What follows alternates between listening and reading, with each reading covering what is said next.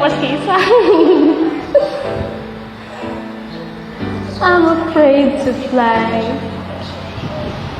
and I don't know why. I'm jealous of the people who are not afraid to die.